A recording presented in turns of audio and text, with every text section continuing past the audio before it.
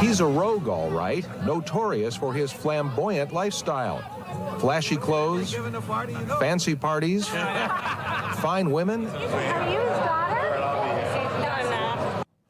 Wow, San Francisco in the mid-1990s. It's got it all going on. Willie Brown's in charge, hanging out with his posse, including his main squeeze, Kamala Harris. Huh.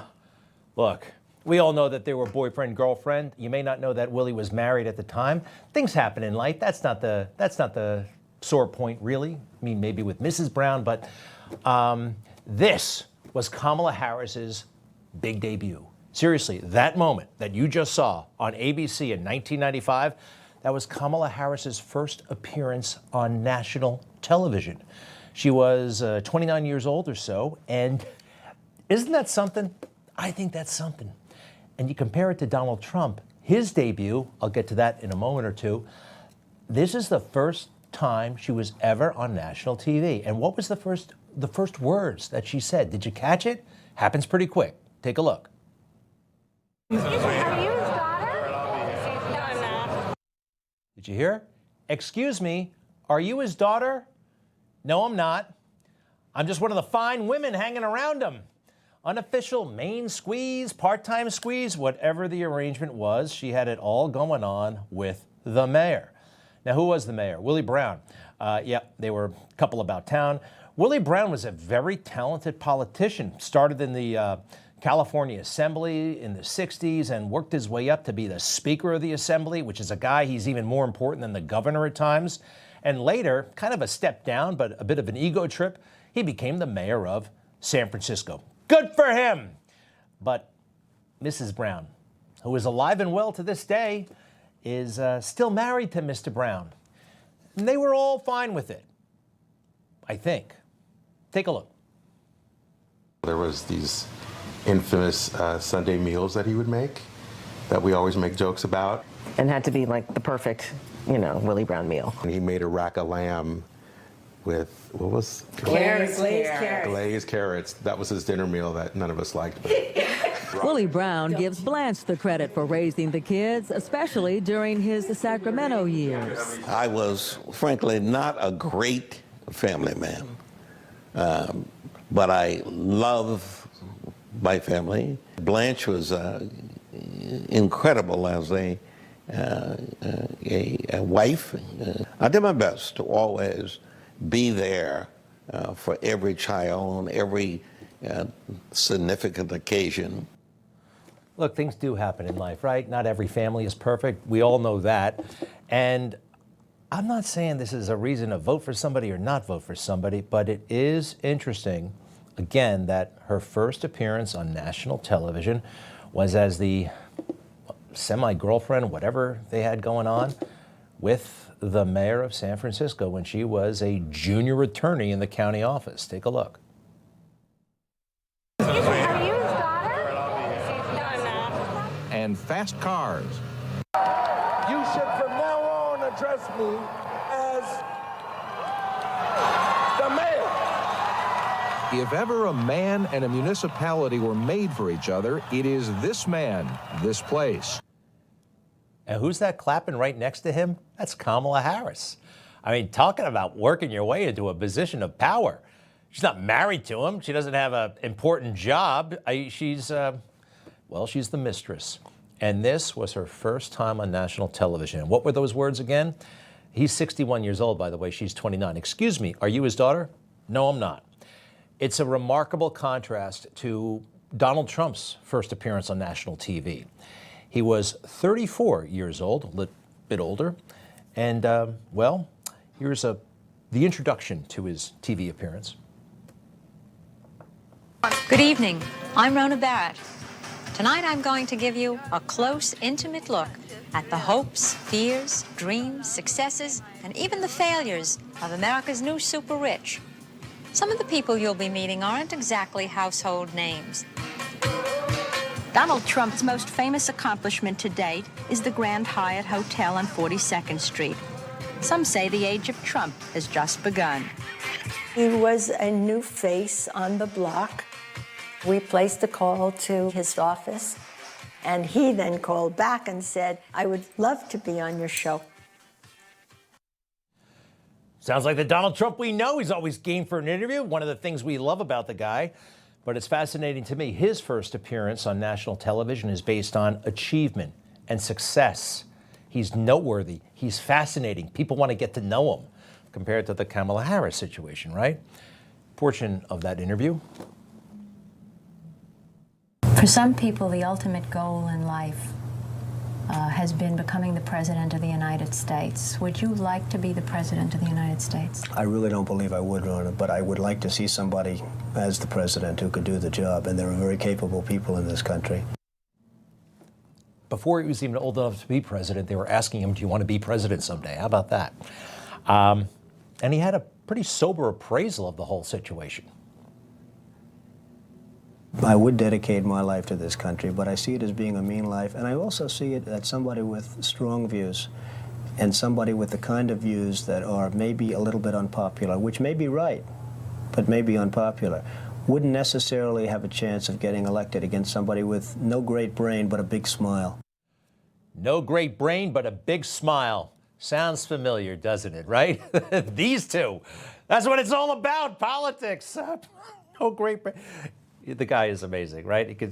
So I want to show you again. Donald Trump, first time on national television, NBC News. And then you got Kamala Harris, ABC News. One talking about, well, explain yourself and your boyfriend, and she can't, right? And the other one's talking about possibly being the President of the United States and all of the success he has achieved so far, and philosophy and his views on business and life and family. It's fascinating. You can find the whole interview on the internet. Today, these are the opponents for the presidency, right? These are the two. Now, a little bit more on Kamala. What has she achieved? What has she created? Like all politicians, not much, right? All that stuff, the signage, Kamala Harris, fearless for the people. Take a look at that stuff. There's balloons, there's all this. She had to ask people for money so she could buy all that stuff. Give me money so I can make a big poster of myself and get my name out there. You compare that with what Donald Trump has been big about his name, right? But he puts it on things that he finishes. That was a lot right there. 57th Street and 5th Avenue, nothing there. And he built a building. One of the most incredible buildings in all of New York to this day. It's about 40 years old, 40 plus years old. To turn that lot into this, that takes skill. That takes hard work. That takes talent. How about to turn a dilapidated old hotel on 42nd Street and turn it into what you see on the right? Oh, that's not a big deal. Are you kidding me? That's huge. It's bigger than any senator raising money, smiling, making promises, failing to deliver on those promises.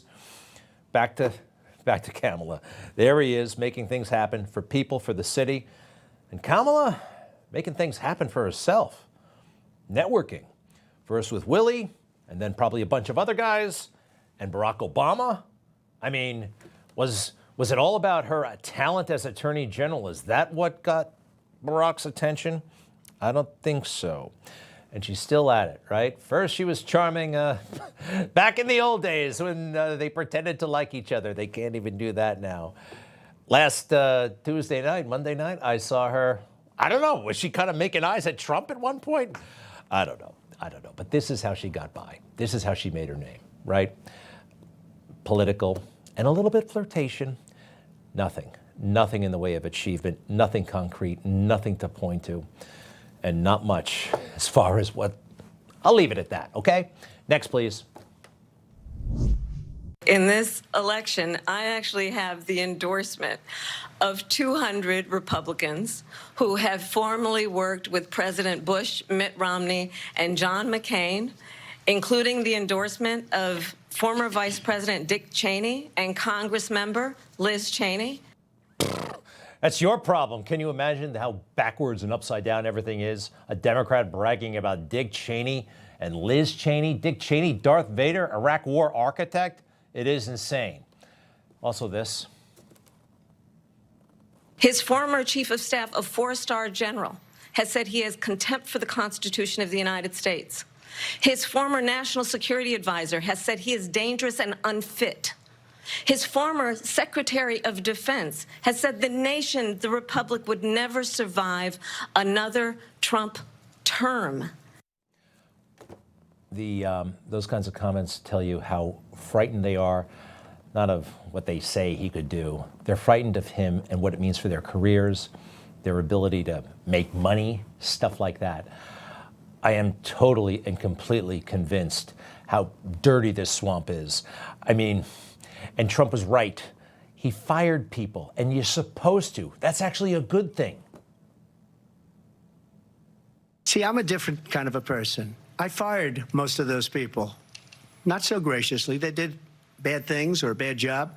I fired them. They never fired one person. They didn't fire anybody having to do with Afghanistan and the Taliban and the 13 people who's were just killed, viciously and violently killed. And I got to know the parents and the family. They didn't fire. They should have fired all those generals, all those top people, because that was one of the most incompetently handled situations anybody has ever seen. So when somebody does a bad job, I fire them. Well, I don't know if you noticed, but Kamala at points was stifling a smile. Really, very strange reaction when he's talking about the 13 dead that she's responsible for in part. And yeah, they didn't fire anybody. When we lost so badly, these guys still have jobs. They're still there. Milley, retirement, but he wasn't fired. He wasn't fired. Remember, they always were upset that Donald Trump, he was firing people. Who fires people like Donald Trump? We can add the name of the Secretary of State to the list of departures of senior officials from the Trump White House and the senior ranks of the Trump administration. My only issue is some people should have been fired earlier and never should have been hired. General Milley, traitorous guy, the worst guy in the world, really, really bad, and possibly could face charges in the future. Esper, another, my God, Donald Trump, he is so ready. He has learned so much. He knows who to trust and who not to trust. He thought these people would act out of the goodness of their heart for the country. Wrong. John Bolton, he says Donald Trump was a threat to national security. You know why? He was upset that Donald Trump did not bomb Iran. Donald Trump is concerned about civilian casualties. That's why Bolton says Donald Trump is a threat. Donald Trump, when he's not in the swamp, people love him. When he was at the Trump Organization, people stayed with him for decades. Alan Weisselberg, right? 35 years. He's paid a big price for it, by the way. 36 years, Jeffrey McConney. You see this? You see? This is what it's like in the real world. The swamp is not the real world. The swamp is a treacherous, dirty place. And it's not about us. It's not about the people. Well done to all of the Trump employees, and we'll be right back.